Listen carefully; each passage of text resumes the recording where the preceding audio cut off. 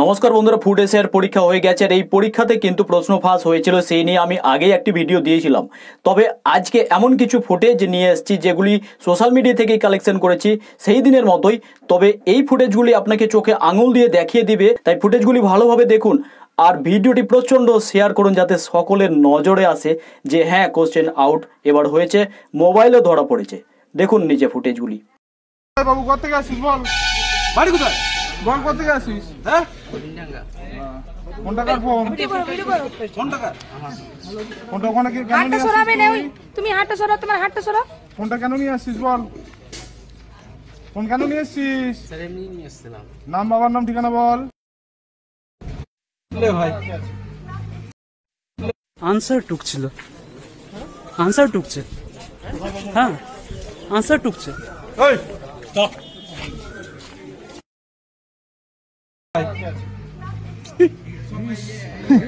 তোরা আমার ইয়া পুরস্কার দিয়ে যাবে। হ্যাঁ ঠিক হবে। যে পিএসসির ফুড এসআইয়ের পরীক্ষাতে প্রশ্ন কিন্তু ফাঁস হয়েছে একাধিক সেশনে, অর্থাৎ একাধিক শিফটে কিন্তু এই প্রশ্ন ফাঁস হয়েছে। আর এই ফুটেজগুলি আপনাদের প্রচণ্ড শেয়ার চাই, তা না হলে কিন্তু পিএসসি কোনোদিনই বুঝবে না যে প্রশ্ন ফাঁস হয়েছে। আর এইভাবে কঠোর পরিশ্রম করে যে সমস্ত ছেলে মেয়েগুলো সারা বছর পড়াশোনা করলো এবং পরীক্ষা দিতে গিয়ে তারা যদি দেখলো যে এইভাবে 100তে 100 করে দিচ্ছে চোখের সামনে মোবাইল নিয়ে, তাহলে কিন্তু তাদের মনোবলটা কোথায় যেতে পারে। তাই প্রচণ্ড ভিডিওটি শেয়ার করুন। আর যে আন্দোলন 20 তারিখে হতে চলেছে সেখানে আপনারা যান। নমস্কার। পিএসসি দুর্নীতিমুক্ত মঞ্চের দীর্ঘদিনের লড়াইয়ের ফলে পাবলিক সার্ভিস কমিশন ওয়েস্ট বেঙ্গলের পক্ষ থেকে ফুড এসআই নোটিফিকেশন হয়েছিল।